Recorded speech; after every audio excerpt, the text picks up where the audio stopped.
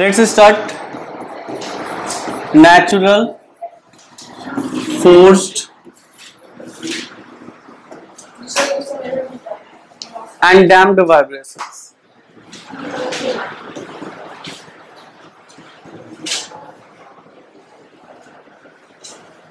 और यहीं पे हम लोग देखेंगे रेजोनेंस।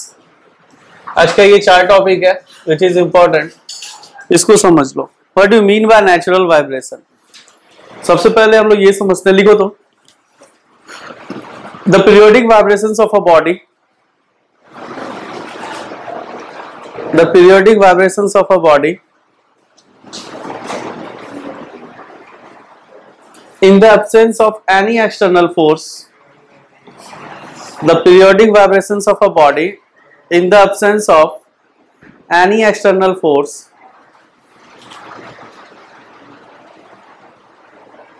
on it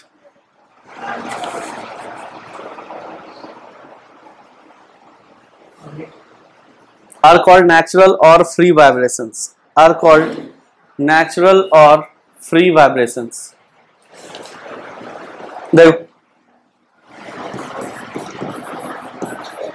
नेचुरल बोल लो या फ्री बोल लो, दोनों को बात एक ही है, ठीक है। इसको समझना थोड़ा सा। ये आपका जो होता है ये वैक्यूम में होता है। कहाँ होगा? वैक्यूम में। और अगर वैक्यूम में है तो नो रेसिस्टिव फोर्स होगा। क्या वहां पे कोई भी फोर्स होगा? नो रेसिस्टिव फोर्स, या कह सकते हो in the absence of external force, in the absence of external force. मतलब अगर वहां पे वैक्यूम का बात कर रहे हैं तो there is no molecules present in that medium. और अगर कोई मॉलिक्यूल्स नहीं है और किसी चीज को अगर तुम वाइब्रेट करा रहे हो तो क्या होगा? उसमें कोई भी रेसिस्टिव फोर्स आएगा? नहीं आएगा, because there is no molecules. तो वहां पे क्या होगा? जो वाइब्रेशन होगा that vibration is called natural और free vibration. Is this clear? उसके बाद कह रहा है द पीरियड और frequency of vibration depends on the shape and size. मतलब आपका जो बॉडी का शेप और साइज है उस पे नेचुरल और फ्री वाइब्रेशन है। ऐसे समझो ना कि लेट अस सपोज किसी भी चीज को तुम क्या कर रहे हो? हंग कर रहे हो, मतलब यहाँ पे क्लैंप कर दिया और इसको जो है तुम फोर्स लगाए, तो ये अगर फोर्स लगाओगे तो इधर आएगा फिर इधर जाएगा, मतलब ये ऐसे आएगा और फिर ऐसे जाएगा, ऐसे ही आएगा ना। तो ये अपने मीन पोजीशन से, ये अपने मीन पोजीशन से किधर किधर जा रहा है? एक्सट्रीम पोजीशन पे जा रहा है। इस पोजीशन को हम लोग क्या बोलेंगे? मीन पोजीशन बोलेंगे। और इस दोनों पोजीशन को क्या बोल देंगे हम लोग? एक्सट्रीम पोजीशन बोल देंगे, है ना। तो पहले वो मीन से एक्सट्रीम, फिर एक्सट्रीम से फिर मीन से फिर एक्सट्रीम। लेट अस सपोज पहली बार अगर ये 10 सेंटीमीटर गया तो इधर भी कितना जाएगा? 10 सेंटीमीटर। ये पहली बार हुआ। दूसरी बार में भी क्या होगा? 10 ही जाएगा। तीसरी बार में भी क्या होगा? 10 ही जाएगा। मतलब उसका एम्पलीट्यूड जो रहता है, एम्पलीट्यूड रिमेन सेम। तो तीसरा पॉइंट जो आया वो क्या आ गया? एम्पलीट्यूड जो होगा वो क्या होगा? Remain same. अच्छा, ये कितने देर के लिए रिमेन सेम हो सकता है? इन्फिनाइट टाइम के लिए। कितने देर तक के लिए हो जाएगा? Infinite time. अब कहोगे कि सर ये इन्फिनाइट टाइम के लिए कैसे हो रहा है? Because there is no molecules. उसको रोकने वाला कोई है क्या? जब कोई रोकने वाला है नहीं तो एक बार अगर तुम उसको क्या कर दिए? फोर्स दे दिए, तो कैसा मोशन हो रहा है? टू एंड फ्रो मोशन हो रहा है ना, टू एंड फ्रो मोशन हो रहा है। तो ये कंटिन्यू रहेगा कब तक? इन्फिनाइट टाइम के। समझ में आ रहा है? एम्पलीट्यूड क्या रहेगा? सेम रहेगा। इसका फ्रीक्वेंसी डिपेंड करता है। फ्रीक्वेंसी समझ रहे हो ना? फ्रीक्वेंसी तो समझ में आ रहा होगा। तो फ्रीक्वेंसी क्या होता है? Number of oscillation in 1 second. तो इसका जो फ्रीक्वेंसी है बेटा, ये क्या रहेगा आपका? डिपेंड करता है शेप एंड साइज पे। अच्छा, ये अगर 10 सेंटीमीटर जा रहा है, लेट अस सपोज ये 1 सेकंड में 10 ऑसिलेशन कर रहा है, क्या दूसरा बॉडी भी 1 सेकंड में 10 ही ऑसिलेशन करेगा? नहीं है ना। तो हर एक का फ्रीक्वेंसी क्या होता है? अलग अलग होता है। और वो किस पे डिपेंड करेगा? शेप एंड साइज पे। बट एक बॉडी के लिए फ्रीक्वेंसी सेम रहेगा, क्योंकि नंबर ऑफ ऑसिलेशन उसका क्या रहेगा? सेम ही रहेगा। ऐसे क्या कहते हैं? वाइब्रेशन को हम लोग क्या कहते हैं? Undamped vibration. क्या बोलते हैं? अनडैम्प्ड। या तो नेचुरल बोल दो, या तो फ्री बोल दो, या नहीं तो क्या बोल सकते हैं हम लोग? Undamped vibration. मतलब वहां पे कोई भी डैम्पिंग फोर्स नहीं है। What do you mean by damping force? मतलब उसके एम्पलीट्यूड को कम करना। समझ में आ रहा है? रेसिस्टिव फोर्स, तो यहाँ पे कोई भी एयर रेसिस्टेंस है नहीं है, तो वो कैसा वाइब्रेशन हो जाएगा? अनडैम्प्ड वाइब्रेशन हो जाएगा। Is this clear? फिर से रिपीट करना है नहीं ना? हम क्या किए, किसी ऑब्जेक्ट को वैक्यूम में लेकर के गए, उस पर फोर्स लगाए, वो जो वाइब्रेशन हो रहा है that vibration is called natural, free और अनडैम्प्ड वाइब्रेशन। दूसरा पॉइंट हमको क्या पता चला कि there is no resistive force, why? Because there is no molecules. Third, amplitude remain same because there is no molecules, है ना? कोई भी रेसिस्टिव फोर्स नहीं है। चौथा फोर्थ पॉइंट पता चला कि फ्रीक्वेंसी किस पे डिपेंड कर रहा है? शेप एंड साइज पे डिपेंड कर रहा है। क्लियर? इसका अगर हम लोग बात करेंगे, ग्राफ का देखेंगे, तो देखो इसका ग्राफ कैसा आएगा। सी, ये आपका ग्राफ जो है,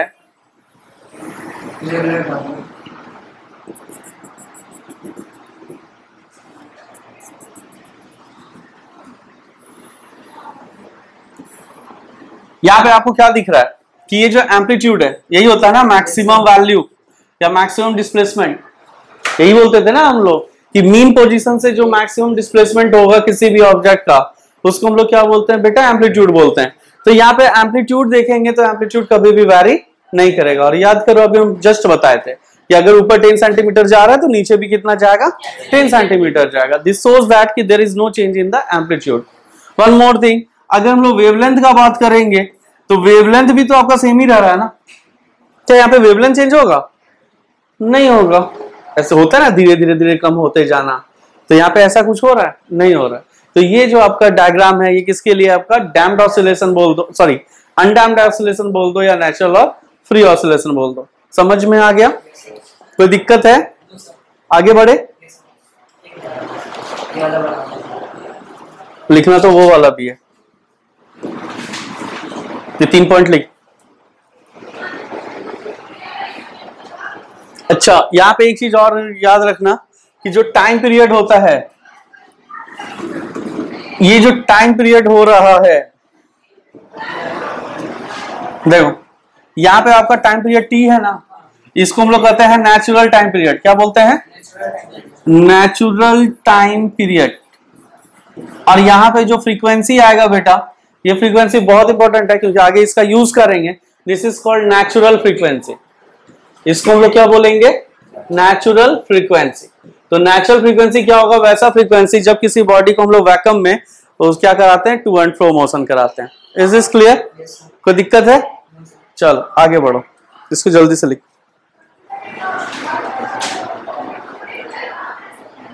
फ्रीक्वेंसी इसका कांस्टेंट रहेगा या वेरिएबल रहेगा? हाँ, कांस्टेंट ही रहेगा ना रे। फ्रीक्वेंसी चेंज हो रहा है क्या?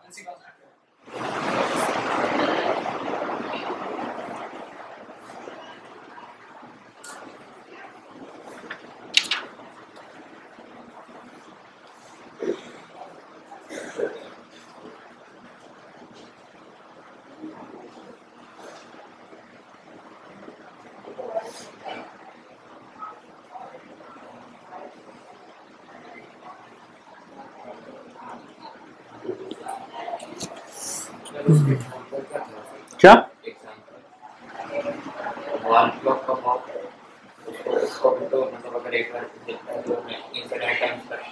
कौन बोल रहा? कभी देखा क्या? हमेशा वो हिलता ही रहता है।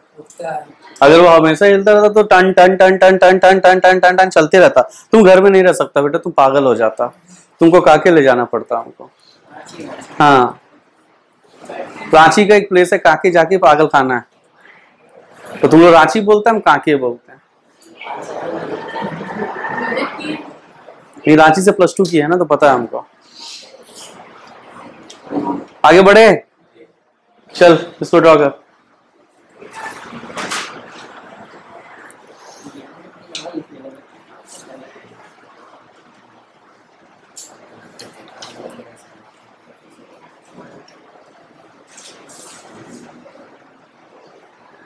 इसका नेचुरल टाइम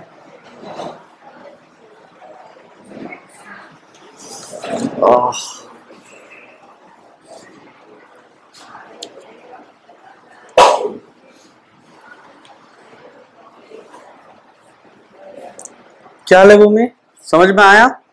पक्का?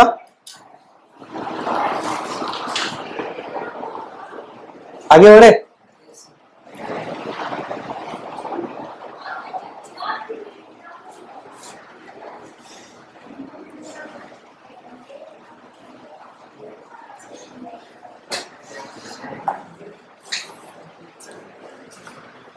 चल देखो आप अच्छा लगेगा।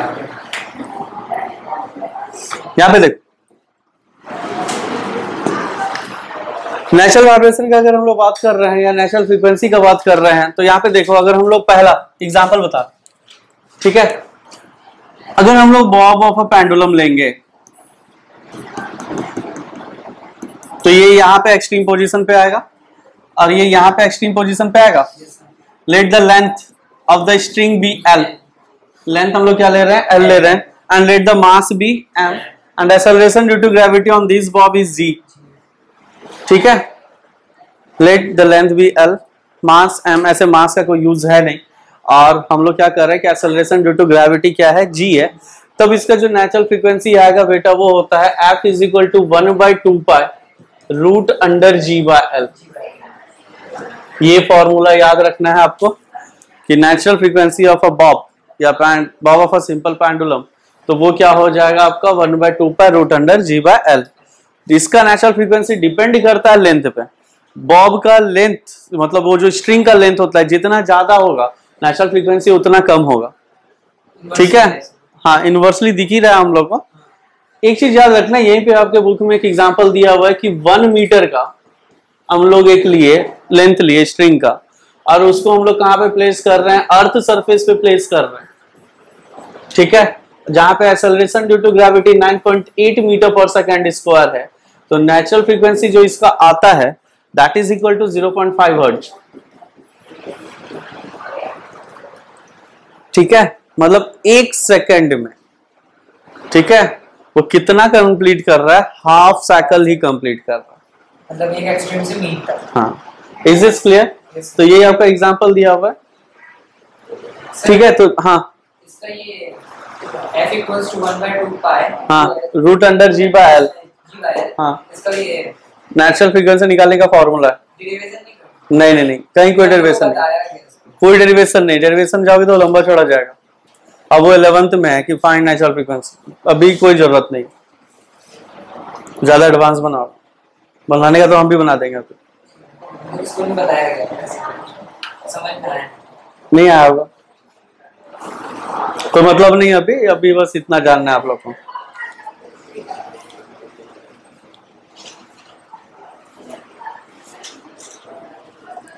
ये हो गया बॉब का, कि बॉब आपका रेस्ट में था, फिर आप इसको टू एंड फ्रो मोशन करा रहे हैं, ठीक है। तो इसका जो नेचुरल फ्रीक्वेंसी आएगा वो कितना आएगा? 1/2 pi root under ji by L.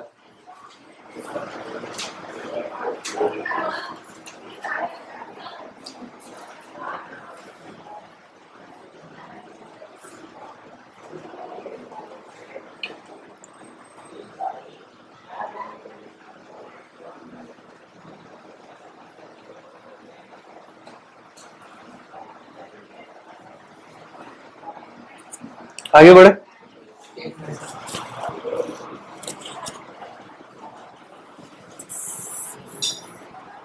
यहीं पे दूसरा एग्जांपल देख लो कि अगर किसी स्प्रिंग से किसी लोड को, ठीक है, अगर किसी स्प्रिंग में हम लोग क्या कर रहे हैं, लोड को रखें और इसको छोड़ दी खींच करके, कंप्रेस या जो भी करके, तो ये क्या होगा? अपने नेचुरल फ्रीक्वेंसी से टू एंड फ्रो मोशन करेगा। तो इसका जो नेचुरल फ्रीक्वेंसी आता है बेटा सेम वही होता है 1/2 पाई रूट अंडर के बाय एम, वेयर के इज कॉल्ड स्प्रिंग कांस्टेंट। आपके बुक में लिखा हुआ है के is force constant, but it is called spring constant. इसको हम लोग क्या बोलते हैं? स्प्रिंग कांस्टेंट बोलते हैं। तो this is the second example which is given in your concise book. Soon low, a load suspended from a spring when stretched and then released starts vibrating with its natural frequency. Its frequency is determined by the hardness or force constant of the spring and the mass m of the load. यहाँ पे हम बता ही दिए कि अगर इसका मास m है तो फ्रीक्वेंसी क्या होगा? 1/2 पर root under k by m। कभी कभी पूछा जाता है ये दोनों, तो इसको लिखना चाहिए, लिख लो।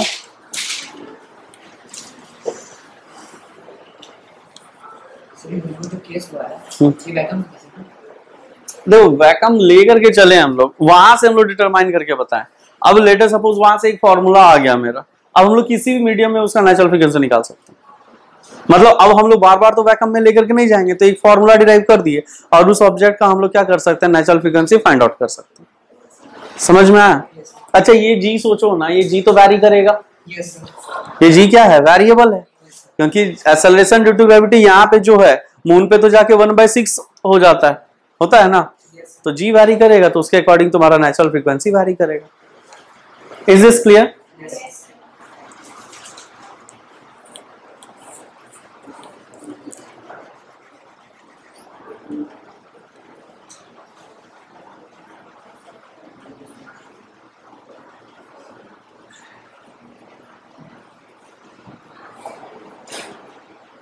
इसी तरह करके बहुत सारे एग्जाम्पल है, आप लोग पढ़ लेना, समझ में आ जाएगा।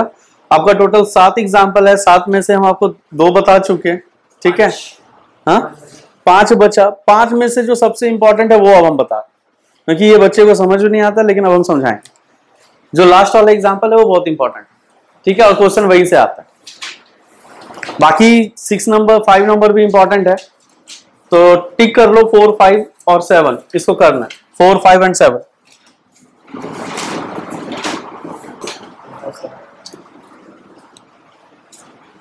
1 2 तो हो गया ना, उसका 4 5 7 करना है आपको। 7 हम बता रहे हैं, ठीक है। यहां पे समझो, लेट अस सपोज कोई एक स्ट्रिंग को हम लोग क्या कर रहे हैं, 2 जगह प्लग कर रहे हैं, ठीक है। मतलब 2 हम लोग बोर्ड वगैरह कुछ भी लिए और वहां पे हम लोग स्ट्रिंग को क्या किया, मतलब क्लैम्प कर दिए, इससे कर, ऐसे सोचो कि क्लैम्प कर दिए, उसको फिक्स कर दिया, ऐसा कर दिया। उसके बाद हम लोग क्या कर रहे हैं ना कि जस्ट इसके हाफ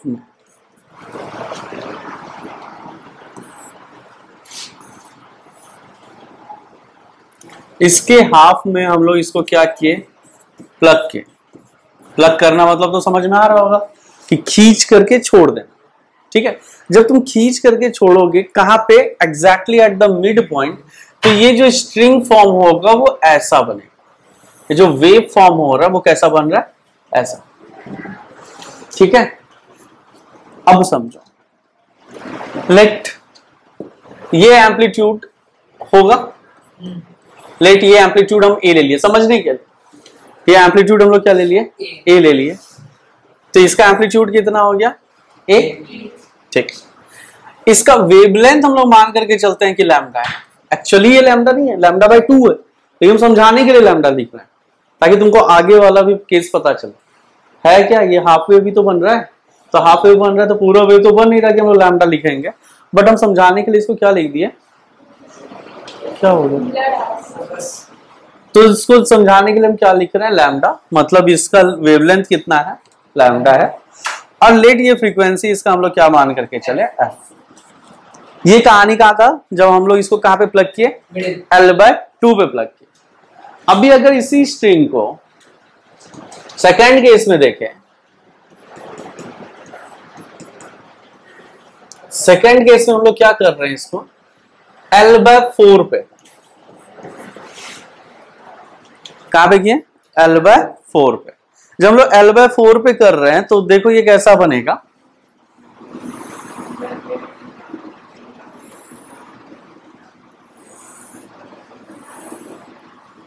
ये ऐसा वेव बनाएगा। L/4 पे जब प्लग करके छोड़ रहे हैं तब उसका कैसा फ्रीक्वेंसी बन रहा है, ऐसा। अच्छा यहां पे आपको दिख रहा होगा कि एम्पलीट्यूड इसका क्या हो गया है, एम्पलीट्यूड इसका हो जाता है हाफ A/2 हो रहा है ना एम्पलीट्यूड। अच्छा एम्पलीट्यूड हो गया आपका A/2, लैम्डा क्या हो रहा है, λ/2 हो रहा है, ठीक। फ्रीक्वेंसी ये 2f हो रहा है। अब अगर इसका फ्रीक्वेंसी f लिए तो उसका फ्रीक्वेंसी कितना हो गया, 2f हो गया, वेवलेंथ L/2 λ/2 हो गया, एम्पलीट्यूड क्या हो गया, A/2। अभी नेक्स्ट केस हम लोग ले रहे हैं, नेक्स्ट केस क्या किए, हम लोग L/6 पे इसको प्लग किया, ठीक है। अगर हम लोग इसको L/6 पे प्लग कर रहे हैं तो ये कितना वेव बनाएगा?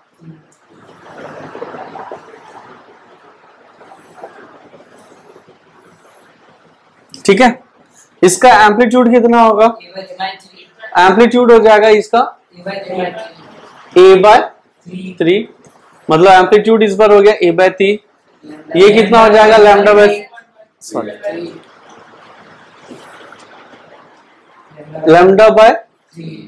और फ्रीक्वेंसी कितना हो गया? 3R। मतलब क्या समझ में आया कि सबका जो नेचुरल फ्रीक्वेंसी हो रहा है वो क्या कर रहा है? डिफर कर रहा है। कैसे डिफर कर रहा है? बाय प्लकिंग से। कि अगर हम इसको अलग अलग जगह पे प्लग करेंगे तो सबका एम्पलीट्यूड भी वेरी करेगा, सबका वेवलेंथ भी वेरी करेगा और सबका क्या होगा? फ्रीक्वेंसी वेरी करेगा। क्वेश्चन क्या करता है ना, ऐसे दे देता है, ठीक है, तो उसका कहेगा कि मैक्सिमम वेवलेंथ किसका है, मैक्सिमम एम्पलीट्यूड किसका है, मैक्सिमम फ्रीक्वेंसी किसका है। तो मैक्सिमम फ्रीक्वेंसी कौन होगा? 3F। मैक्सिमम एम्पलीट्यूड ये, ठीक है, ये तो बीच वाला ही है, इसका तो कोई काम ही नहीं। अब आपसे पूछा जाए कि ये बताओ कि सबसे ज्यादा लाउड साउंड कौन सा है। क्वेश्चन यहाँ पे ये आएगा कि सबसे ज्यादा लाउड साउंड किसका होगा? Loudness depends upon the amplitude, है ना। लाउडनेस हम लोग पढ़े थे ना, किस पे डिपेंड करता है? मतलब ये वाला जो साउंड होगा ये लाउड होगा, लाउडेस्ट बोल सकते हैं। पूछा जाएगा सबसे ज्यादा श्रिल साउंड कौन सा? सबसे ज्यादा श्रिल, श्रिल किस पे डिपेंड करता है? फ्रीक्वेंसी पे। अब फ्रीक्वेंसी सबसे ज्यादा किसका? ये वाला है ना, मतलब श्रिल साउंड कौन देगा? ये वाला देगा। समझ में आया? देख करके पता चल रहा है, ठीक। उसके बाद ये आपका फर्स्ट था, जो फर्स्ट वेव बना, इसको हम लोग कहते हैं प्राइमरी नोट या फंडामेंटल नोट। इसको हम लोग क्या बोल देते हैं? प्राइमरी और फंडामेंटल नोट, ठीक है। ये वाले को हम लोग बोलते हैं फर्स्ट हार्मोनिक नोट। क्या बोलते हैं? First harmonic note. और इसको हम लोग बोलते हैं सेकंड हार्मोनिक नोट। समझ में आ गया? कोई दिक्कत है? बस नाम याद रखना कि ये आपका पहला जो बन रहा है दैट इज जो फर्स्ट फंडामेंटल या प्राइमरी, इसको हम लोग क्या बोल देंगे? First harmonic note. और उसको हम लोग क्या बोल देंगे? Second harmonic. अच्छा, इसी चीज को क्या कर रहा है कि ये प्राइमरी की जगह पे आपके बुक में क्या लिखा है कि ये आपका प्रिंसिपल नोट है। प्राइमरी की जगह पे ये क्या लिख दिया? Principal note. फर्स्ट हार्मोनिक के प्लेस पे यहाँ पे क्या यूज कर दिया है? फर्स्ट सब्सिडरी यूज कर दिया है, ठीक है, फर्स्ट सब्सिडरी नोट। और इसको क्या कर दिया है आपका? Second subsidiary note. तो इट्स अप टू यू कि आप इसको कौन सा नाम दो। हम हार्मोनिक वगैरह बोलते हैं, आप लोग चाहो तो इसको सब्सिडरी भी बोल सकते हैं। Is this clear? कोई दिक्कत है? तब कर रहा था different modes of vibration stage frequency. Frequency का रेशियो पूछ रहा है, तो फ्रीक्वेंसी का रेशियो कितना आएगा? 1:2:3, यही आ रहा है ना फ्रीक्वेंसी का रेशियो।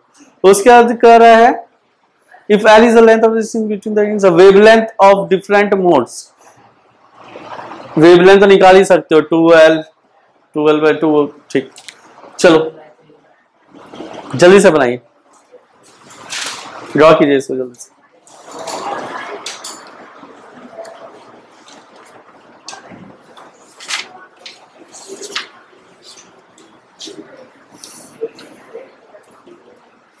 फर्स्ट एग्जाम्पल ही यही दिया हुआ है, ठीक है, और आपका क्वेश्चन नंबर 10 भी यही है।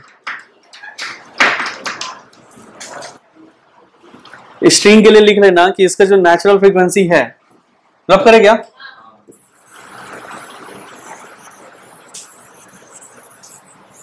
स्ट्रिंग का नेचुरल फ्रीक्वेंसी जो होगा वो होगा आपका F इज इक्वल टू, लिखो, F is equal to 1/2L √T/πr² D।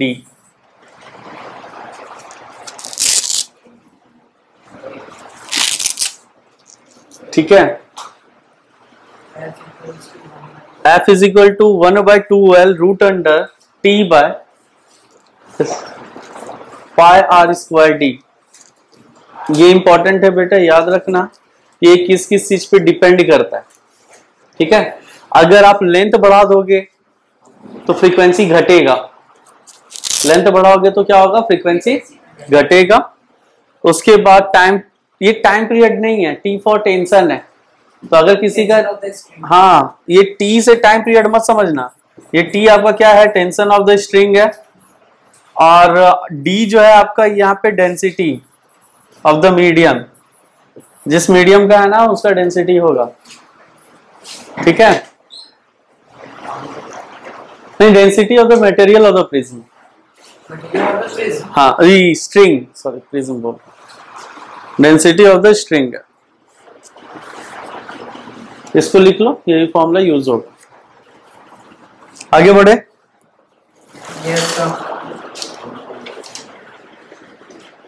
चलो अब हम लोग देख रहे हैं डैम्प्ड वाइब्रेशन। अब क्या देखेंगे, डैम्प्ड वाइब्रेशन। देखो डैम्प्ड वाइब्रेशन जो होता है ये आपका होगा कहां पे, किसी भी मीडियम में। अब किसी भी मीडियम कहने का मतलब क्या हो गया, जहां पे मॉलिक्यूल्स प्रेजेंट हो। अगर मॉलिक्यूल प्रेजेंट है तो रेसिस्टिव फोर्स क्या होगा, प्रेजेंट होगा, है ना। अच्छा, रेसिस्टिव फोर्स यहाँ पे जो होगा वो फ्रिक्शनल फोर्स ही होगा ड्यू टू एयर मॉलिक्यूल्स। उसके बाद यहाँ पे आपका रेसिस्टिव फोर्स है तो एम्पलीट्यूड क्या होता जाएगा, एम्पलीट्यूड डिक्रीज करेगा विद रिस्पेक्ट टू टाइम, और एक टाइम ऐसा आएगा कि वो उसका क्या हो जाएगा, वो रुक जाएगा, है ना। अच्छा, इसका अगर हम लोग ग्राफ बनाएंगे बेटा तो ये देखो,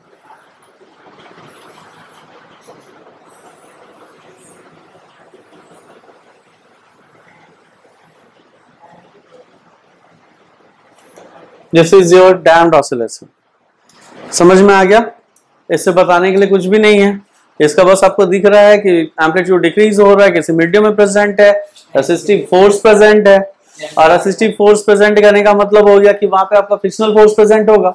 अगर किसी को, अगर आप एयर मॉलिक्यूल्स में अगर छोड़िएगा तो वो जो झूला झूलते हैं तो वो भी कुछ देर के बाद जाके क्या हो जाता है, रुक जाता है।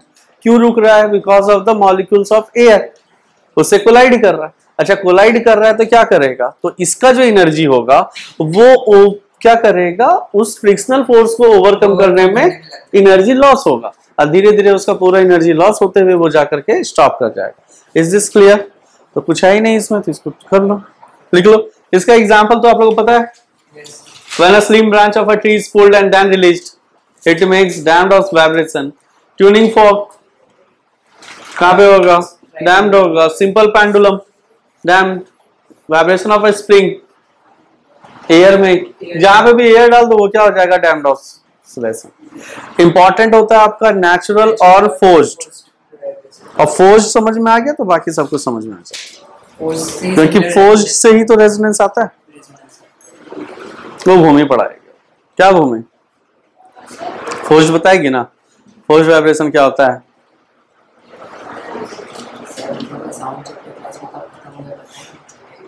नहीं चलेगा, नहीं चलेगा, नहीं चलेगा।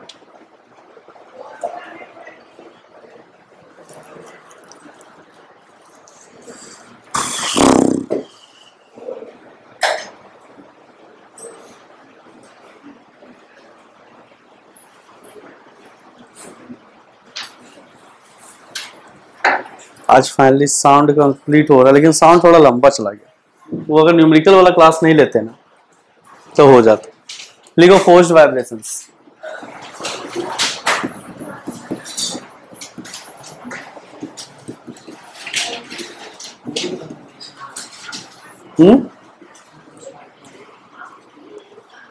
फोर्स्ड वाइब्रेशंस लिखो। The vibrations of a body, the vibrations of a body which take place, the vibrations of a body which take place under the influence of, which take place under the influence of an external periodic force, which take place under the influence of an external periodic force acting on it are called forced vibrations,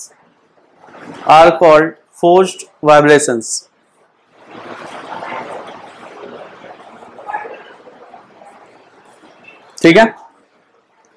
अच्छा, ये जो body जो forced vibration होता है इसको समझ लो, यहां पे समझो कि लेट अस सपोज यही जो अभी हम लोग एक ट्यूनिंग फोक लिए थे, ठीक है, इसको क्लैम्प कर दिए किसी चीज से, ठीक है, फिक्स कर दिया, और इसका हमको नेचुरल फ्रीक्वेंसी पता है कि ये कितना जाएगा 100 hertz. Let us suppose it's frequency is 100 hertz, 200 hertz, 300 hertz, जितना भी लेना ले सकते। और तुम क्या कर रहे हो ना कि इस पे एक फोर्स अप्लाई कर रहे हो, और वो भी कैसा फोर्स अप्लाई कर रहे हो, एक्सटर्नल पीरियोडिक फोर्स अप्लाई कर। Why it is written periodic here? Because it's sitting at regular time interval.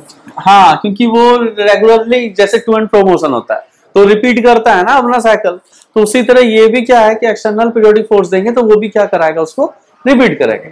अच्छा, ये एक्सटर्नल पीरियोडिक फोर्स जो लगा रहा है वो ऐसा लगा रहा है कि ये कितना कर दे, 150 हर्ट्ज कर दे। 50 हर्ट्ज मतलब इसका था कितना 100 हर्ट्ज तक करने का, अभी उस पे क्या हो गया 150 हर्ट्ज आ गया, तो 150 हर्ट्ज पे ही ये वाइब्रेट करेगा। क्वेश्चन है कि सर इसका नेचुरल फ्रीक्वेंसी तो 100 हर्ट्ज है, आप फोर्स लगा रहे हैं 150 हर्ट्ज का, तो वो किस पे करेगा, तो वो एक्सटर्नल फोर्स की ही फ्रीक्वेंसी पे वाइब्रेट करेगा, बट उसका एम्पलीट्यूड क्या हो जाएगा, कम हो जाएगा। उसका जो एम्पलीट्यूड था वो क्या हो जाएगा, डिक्रीज कर जाएगा। जब हम लोग फोर्स्ड वाइब्रेशन करते हैं तो यहाँ पे 3 तरह का फोर्स लगता है।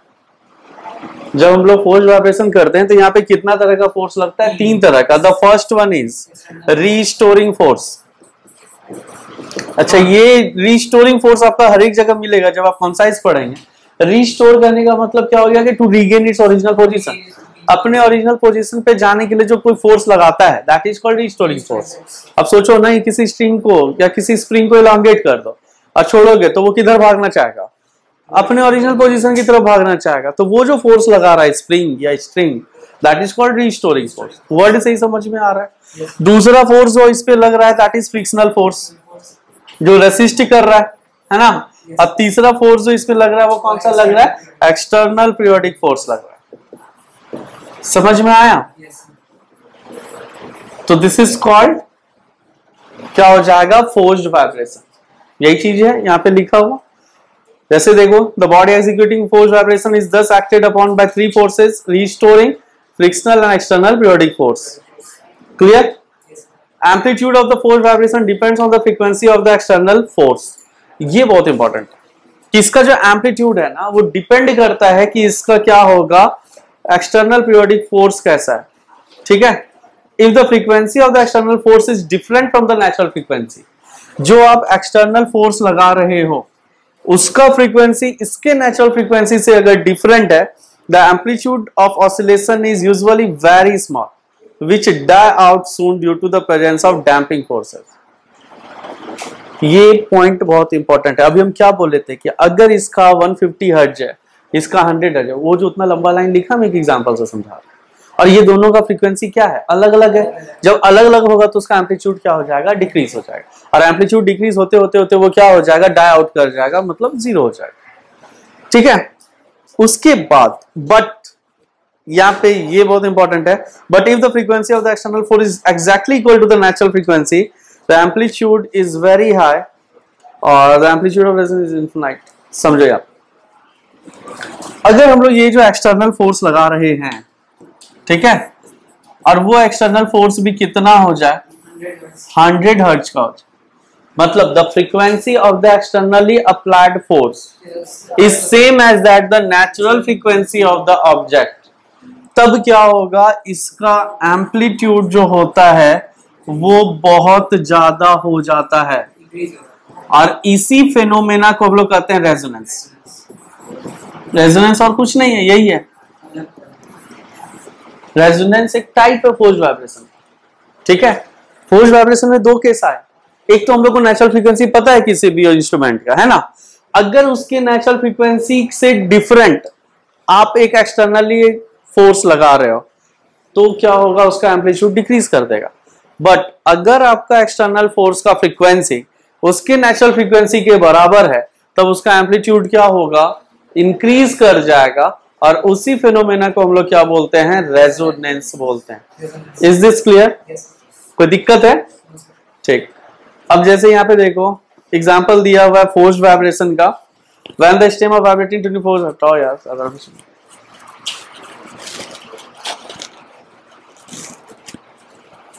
पढ़ लेना एग्जाम, कुछ है नहीं, बच्चा वाला चीज है। लिखो रेजोनेंस।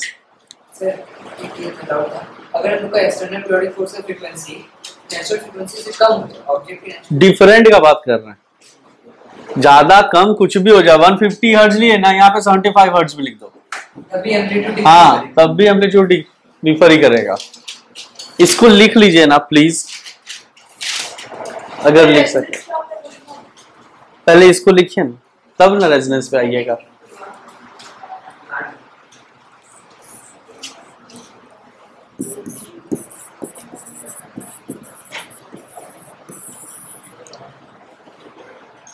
चलो देख लेना, लिखो रेजोनेंस।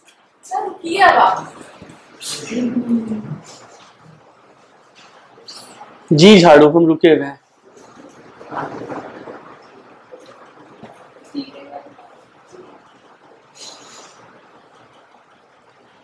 अरे कॉर्नर वाला बच्चा लोग, काहे नींद आ रहा है भाई?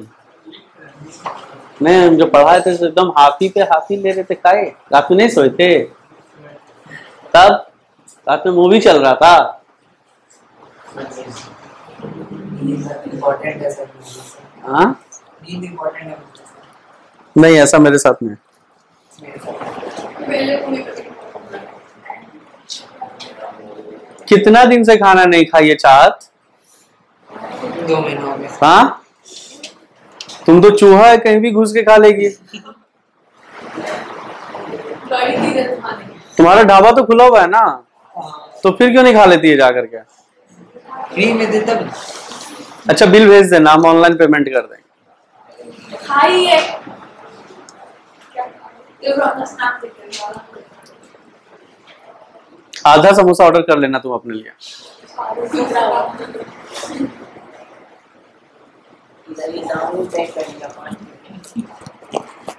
₹5, वो तो कैश भी दे सकते, ऑनलाइन का क्या जरूरत है? आप बहुत बोलते हैं चलो आगे देखो,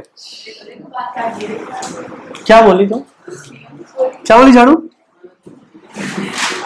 अरे झाड़ू क्या बोली?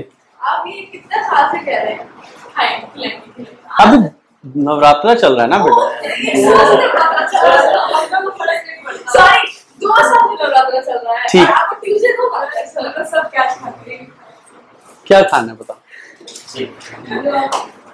वो तुम्हारे तरफ नहीं, नवरात्रा के बाद खाते हैं हम लोग। लिखो रेजोनेंस, लिखो रेजोनेंस, लिखो।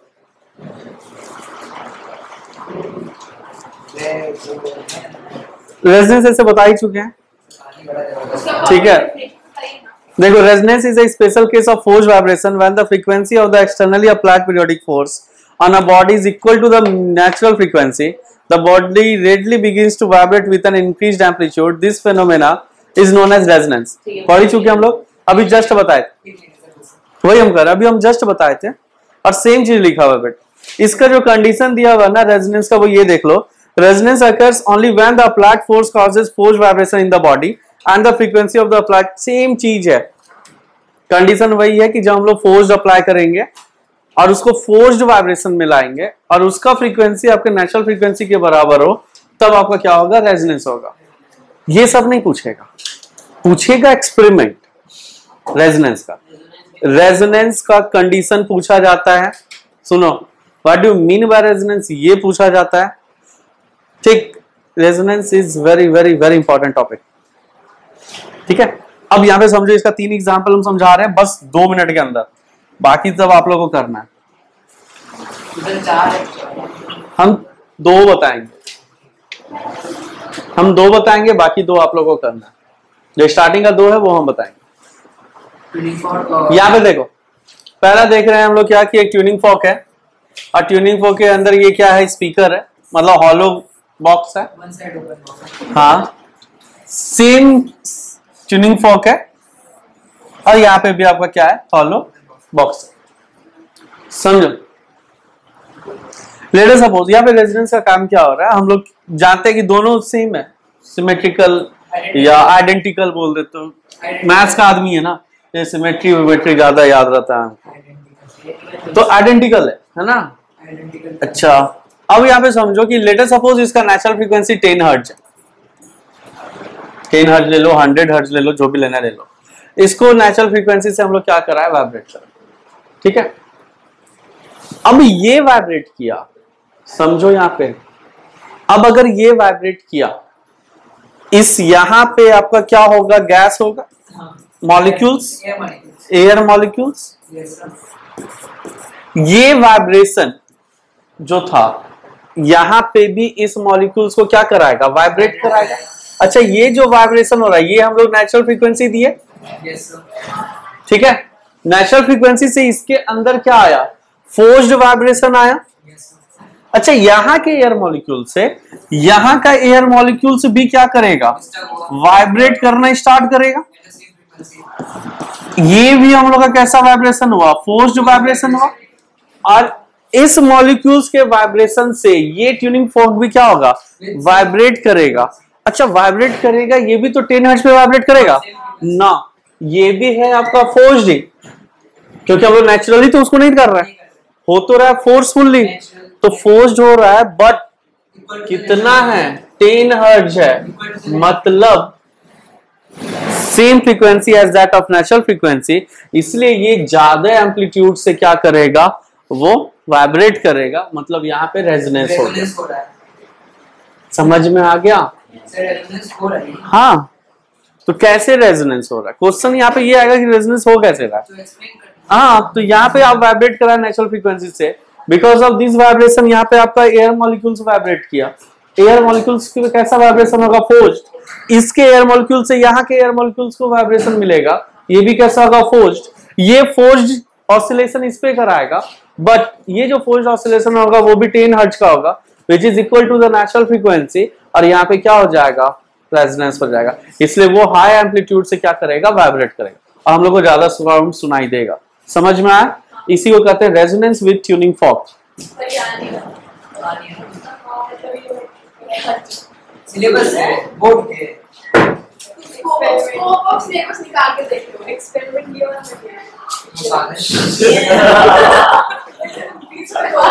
हम पागल हैं, मेरा ये चैप्टर सर वही पे बुक में पहले ने सिंपली लिखा है, simple application and meaning of resonance, और सर काटा फोर्स लैंप वाला, और वो स्कूल में मिस करवा ये करवा दो, तो पहले बता दो।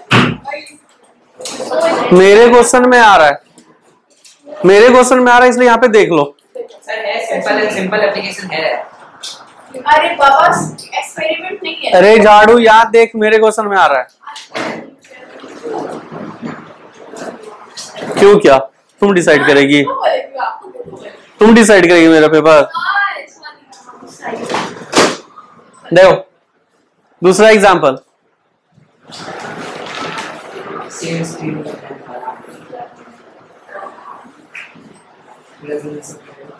ए बी सी डी। अच्छा, ए और सी का लेंथ सेम है, अभी हम जस्ट बोले थे कि लेंथ पे डिपेंड करता है उसका नेचुरल फ्रीक्वेंसी। इसको हम लोग वाइब्रेट करा विद नेचुरल फ्रीक्वेंसी, ये वाइब्रेट किया।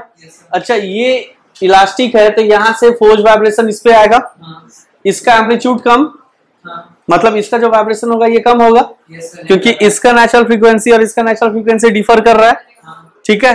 अच्छा, ये आगे आया, अब इस दोनों का लेंथ सेम है, तो ये दोनों क्या होगा, सेम फ्रीक्वेंसी से। अब देखो, इसका फ्रीक्वेंसी सेम है, अब यहाँ पे जो फोर्स वाइब्रेशन हो रहा है same as that of natural frequency, मतलब यहाँ पे आपका क्या अकर हो गया, रेजोनेंस अकर हो गया, और यहाँ पे फिर से वाइब्रेशन का एम्पलीट्यूड क्या होगा, कम होगा। Is this clear? तो this is all about resonance, और हमारा साउंड चैप्टर कंप्लीट होता है, ठीक है।